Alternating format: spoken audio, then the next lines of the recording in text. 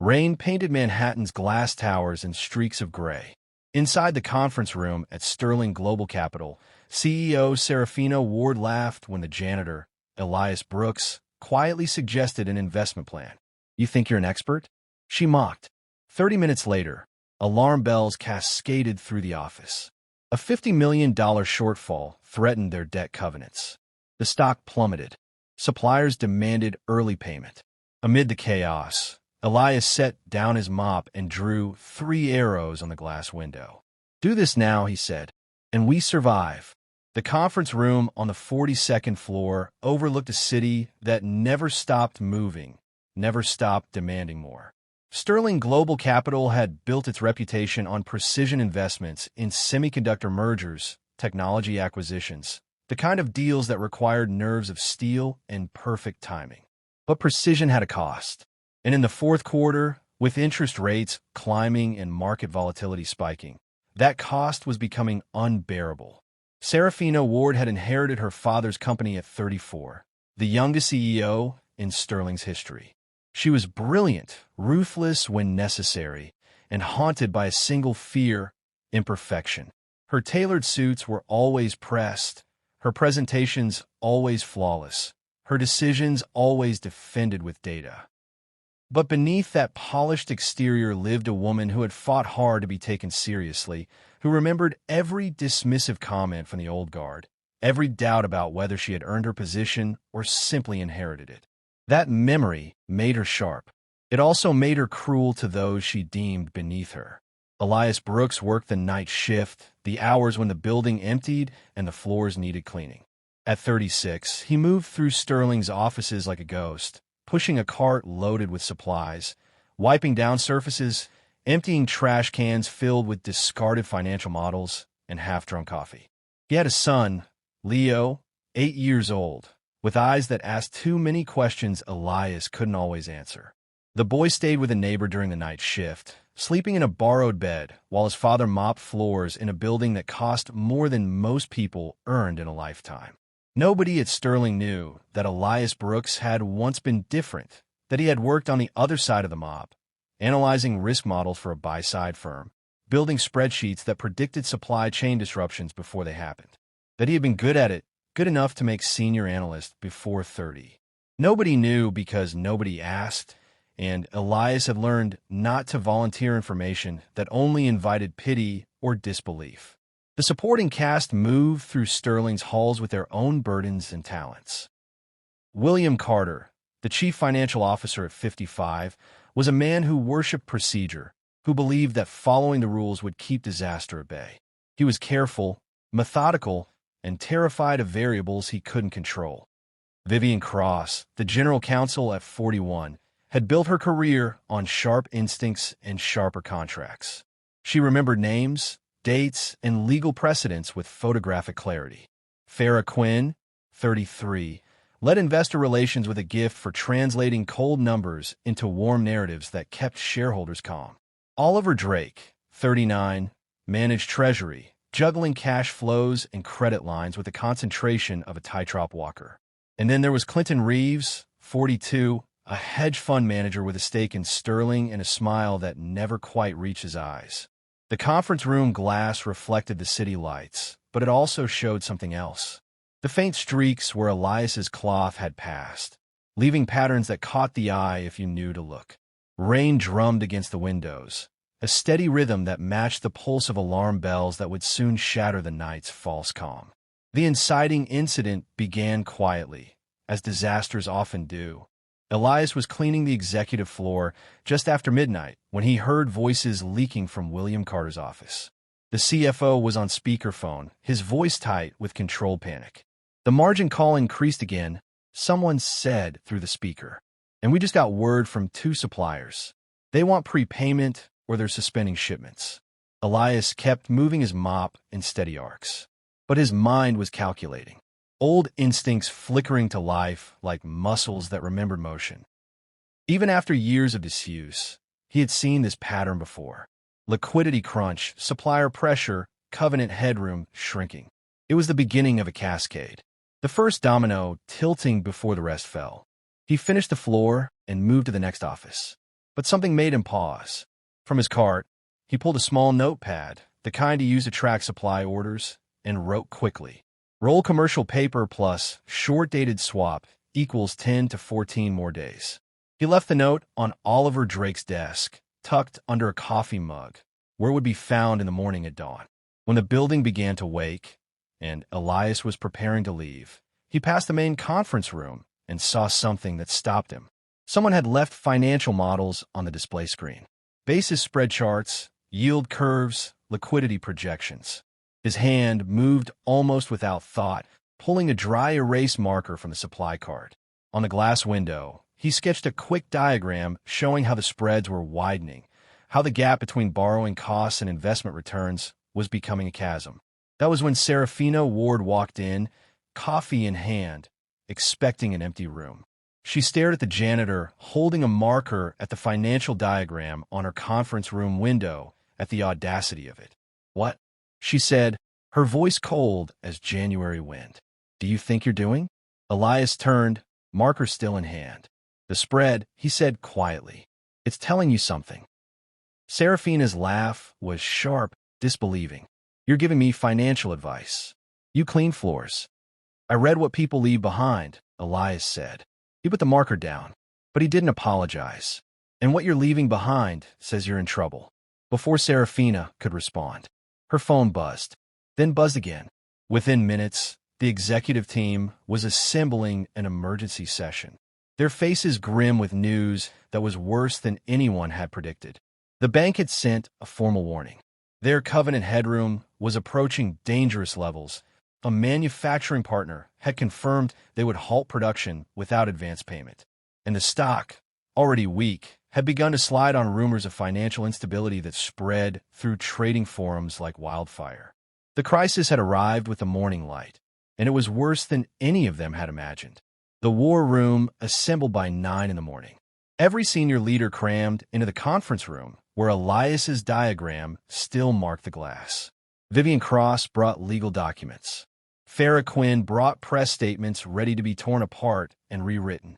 William Carter brought spreadsheets that painted a picture in red ink and falling numbers. Oliver Drake brought the truth no one wanted to hear. $50 million, Oliver said, his voice flat. "That's what we need in the next 10 days, or we breach our covenants." The silence that followed was heavy enough to crush hope. William broke it first, walking them through the breakdown. $30 million needed to maintain margin requirements on their derivative and foreign exchange positions. $10 million for a maturing bond payment that, if missed, would trigger cross-default clauses that could bring the entire debt structure crashing down. Another $10 million for prepayments to 2 critical suppliers, without which their flagship semiconductor deal would collapse before it ever closed. "Our options," William continued, his voice steady despite the tremor in his hands, "are all bad. We can sell assets at a steep discount, taking a haircut that would gut our balance sheet. We can issue new equity, diluting shareholders by double digits, or we can borrow bridge financing at rates that would make loan sharks blush." Vivian leaned forward. "If we breach the covenants, we lose negotiating power with every creditor. It's not just about the $50 million. It's about the domino effect that follows." Farrah spoke next, her PR instincts on high alert.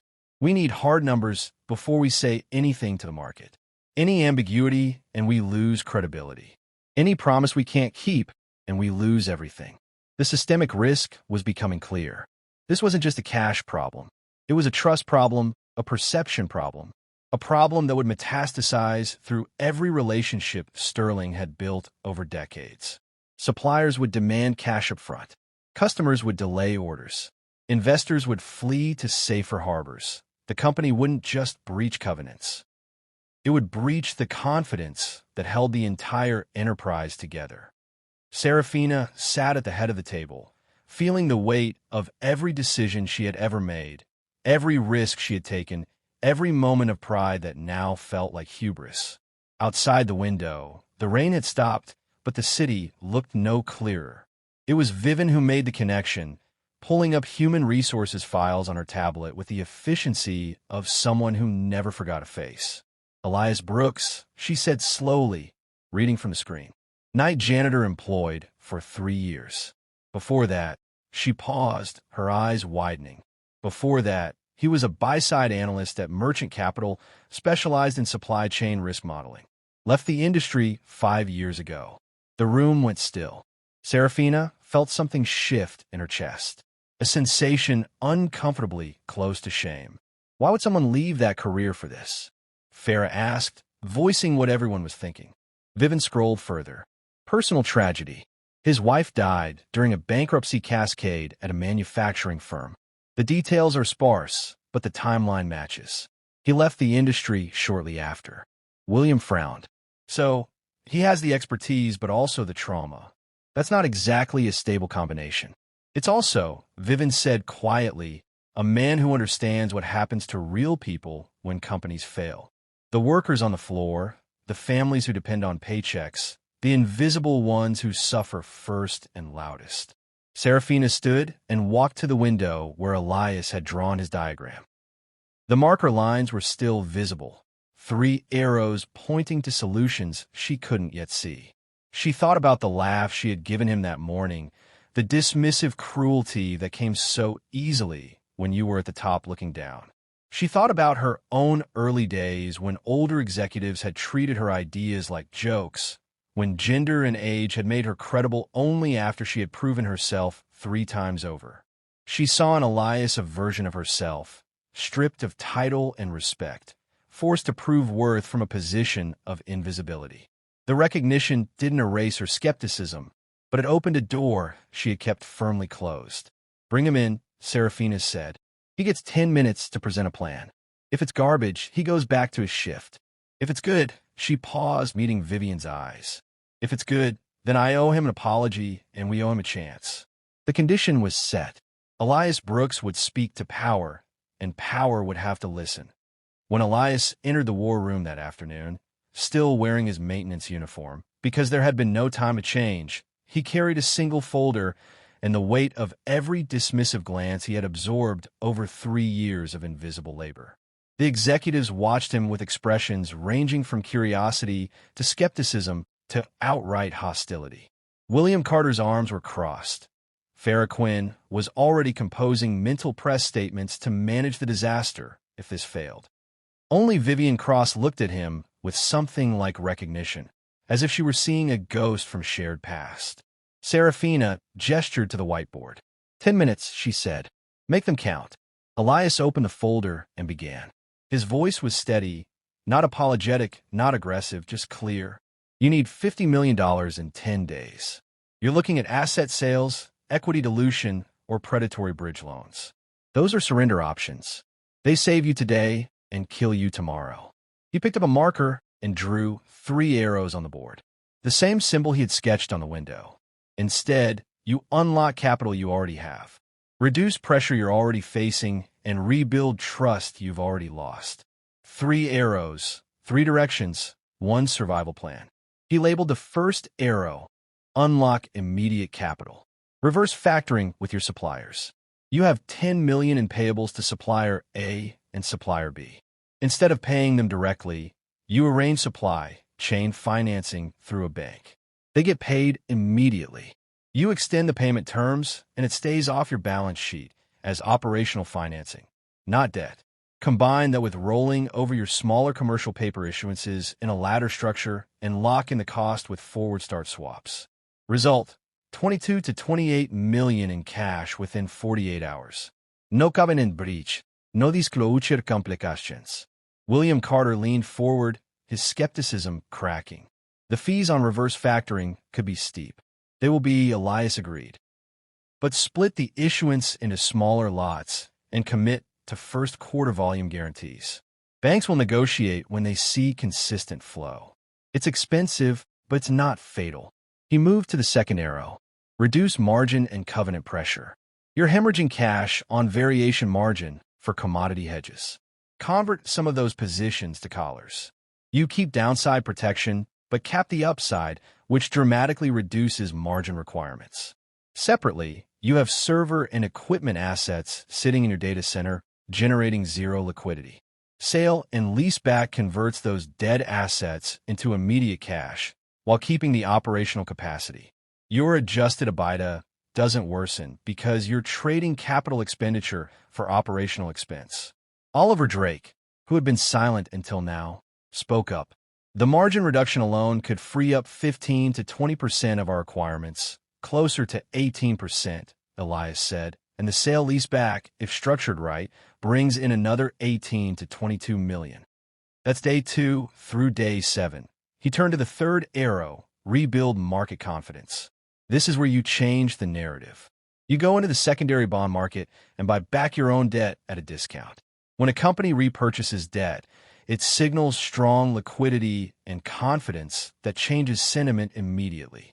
Simultaneously, you close an ESG-linked loan, floating rate with step-down features tied to energy efficiency and operational sustainability KPIs.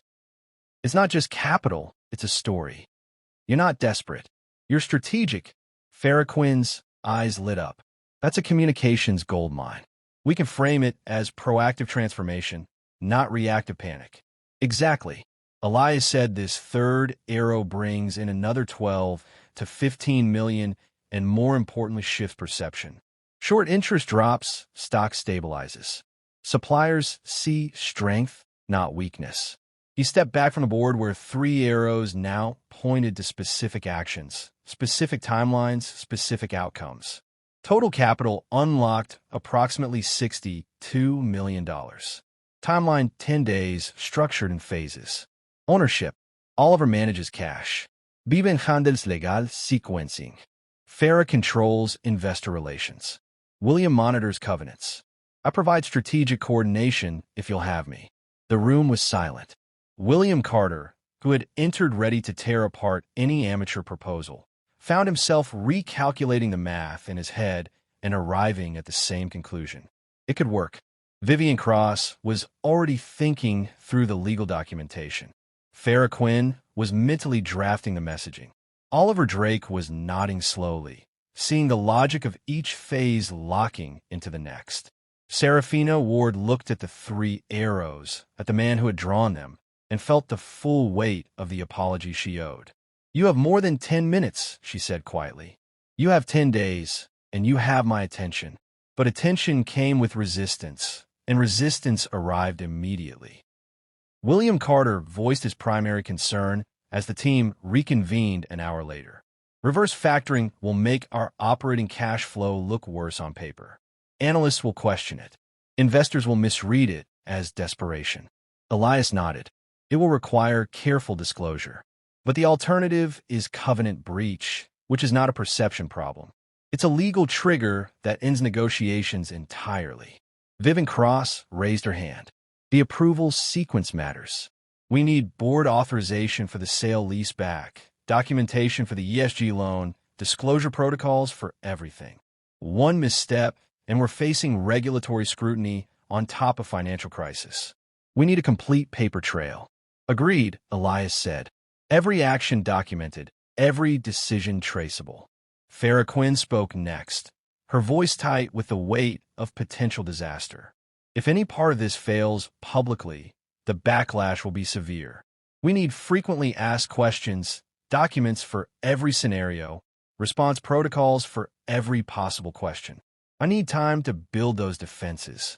Seraphina listened to each objection, each valid concern, each manifestation of fear dressed as prudence. She understood it because she felt it too. The terror of trusting a plan from someone who had no formal authority, no executive title, no expensive consulting firm backing his recommendations.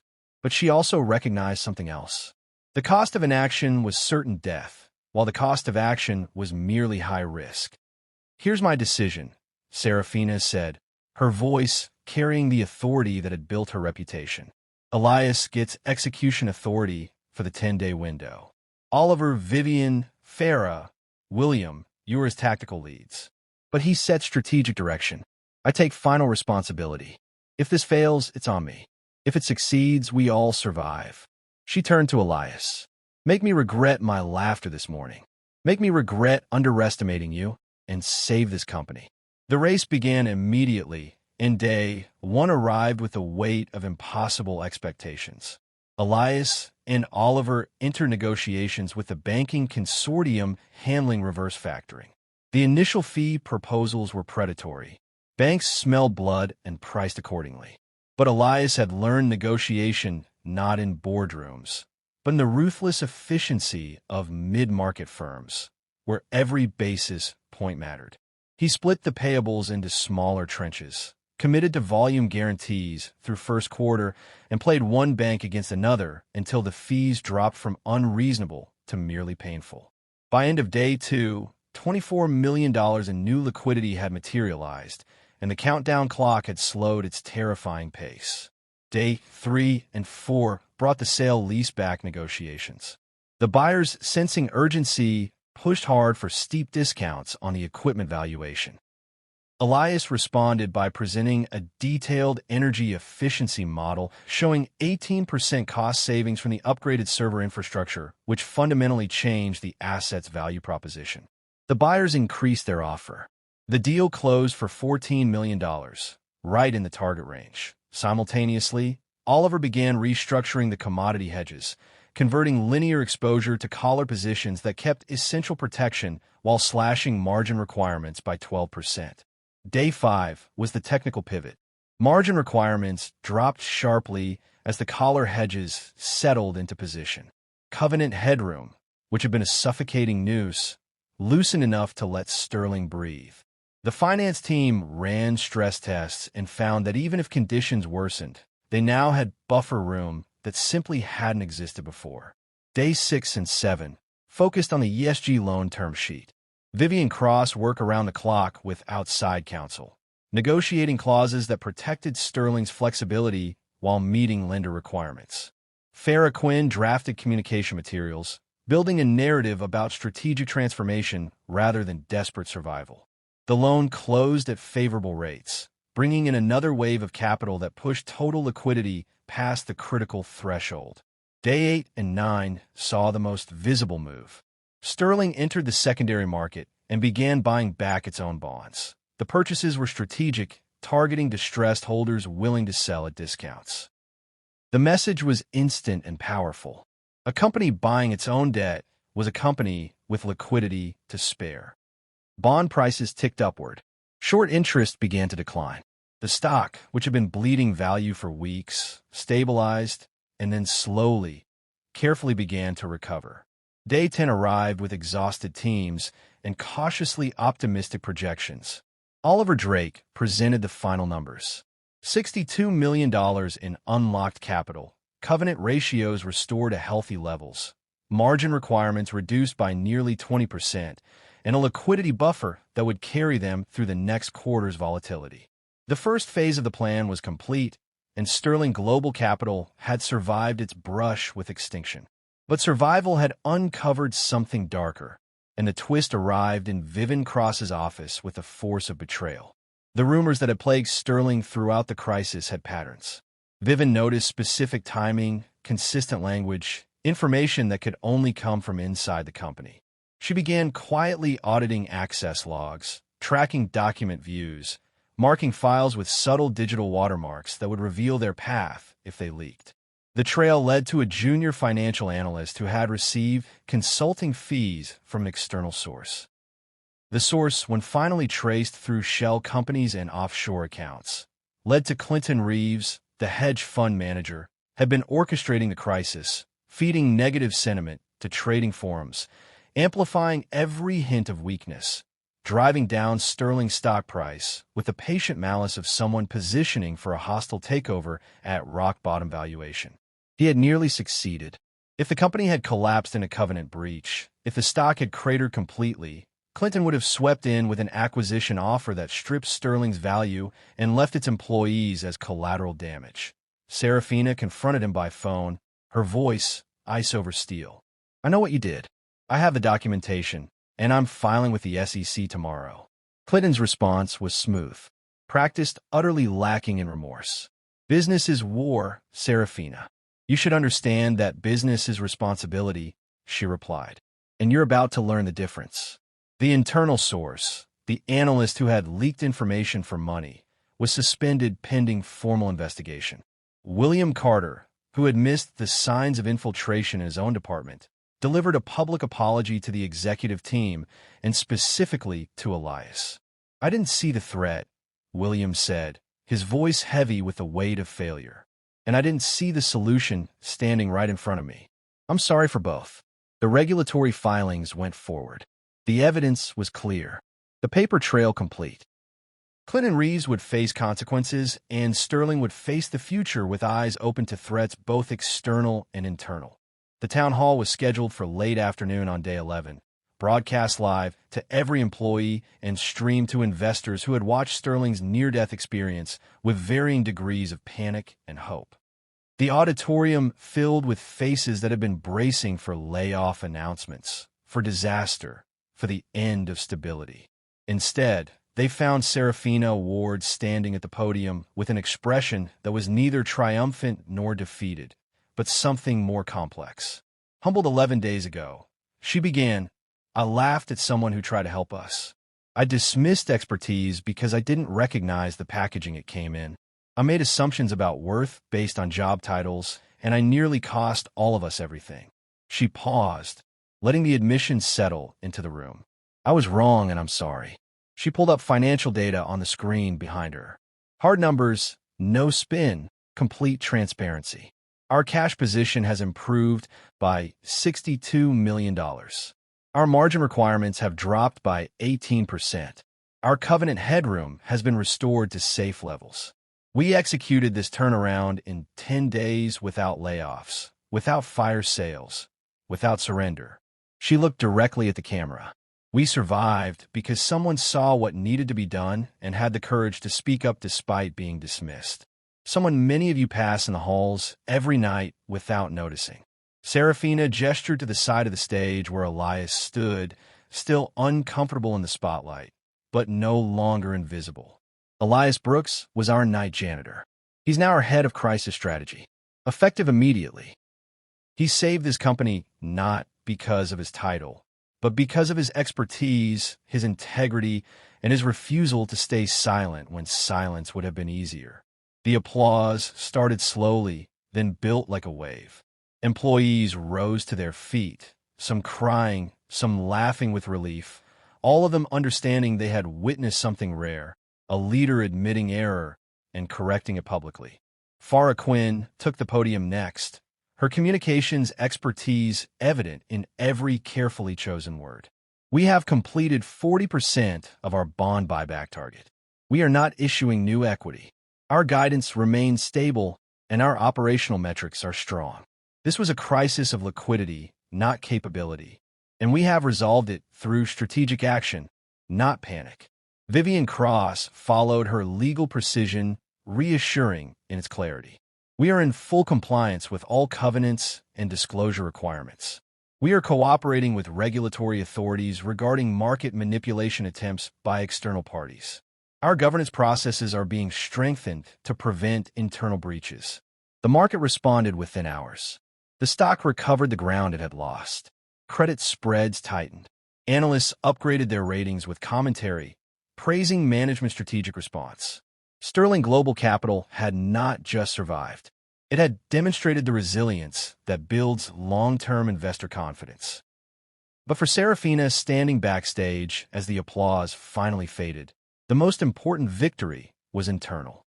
The recognition that wisdom can come from anywhere, that titles don't grant insight, and that listening is a form of strength, not weakness. The changes that followed were structural, not symbolic. Sterling launched the From Floor to Board initiative, a quarterly program that solicited operational insights from non-executive employees. Each quarter, 3 proposals were selected for pilot funding with full executive review and implementation support. The first round produced innovations in energy efficiency, process automation, and supplier relationship management that saved the company millions while improving working conditions. A scholarship fund was established in memory of Elias's late wife, providing educational support for children of Sterling employees who faced financial hardship. The first recipient was Elias Brooks, Elias's son, whose college fund now guaranteed his path forward regardless of circumstances. Elias himself moved into an office on the executive floor, but he insisted on keeping his old maintenance card in the corner, a reminder of where he had been, what he had seen, and whose voices still needed amplification.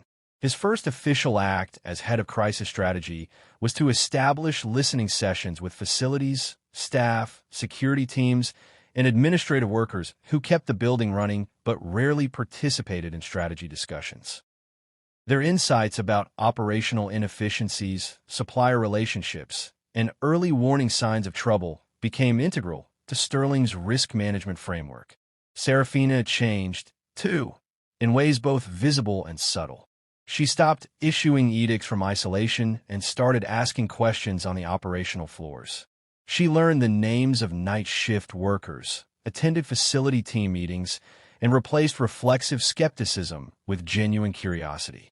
Her leadership style became less about proving her own brilliance and more about creating conditions where everyone's intelligence could contribute.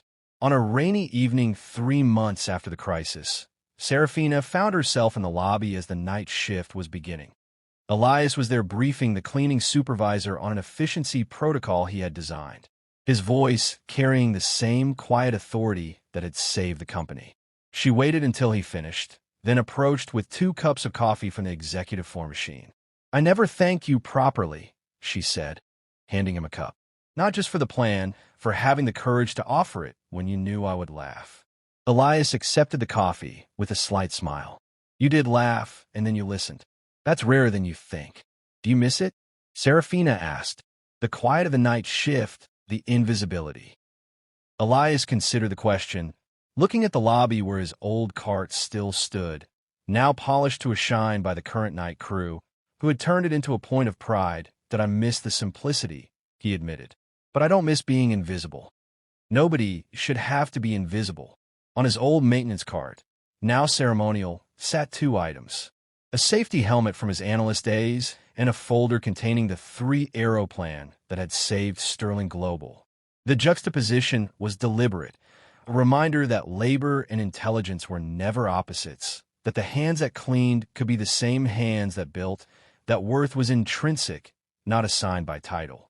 Across the city, rain continued to fall on Manhattan's glass towers, washing the streets clean and leaving reflections that showed the world as it could be if only people learned to look past surfaces. Inside Sterling Global, the lights burned bright on every floor, executive and operational, symbolic of a truth they had almost lost: that everyone's contribution mattered, that expertise wore many uniforms, and that the best solutions often came from voices that power had learned to ignore.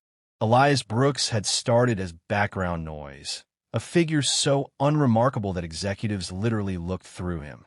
He ended as proof that character and competence don't require corner offices, that crisis reveals who people truly are, and that sometimes salvation comes not from consultants with expensive presentations, but from someone brave enough to pick up a marker and draw 3 arrows toward survival. The janitor had saved the company, but more than that, he had changed it, transforming Sterling from a place where titles determined worth into a place where ideas determined value. That transformation, invisible on balance sheets, but profound in culture, was the real rescue, not of capital, but of principle. And in the end, when Leo Brooks asked his father if he still cleaned floors, Elias smiled and gave the answer that captured everything that had changed. "I still clean, son, but now I clean strategy."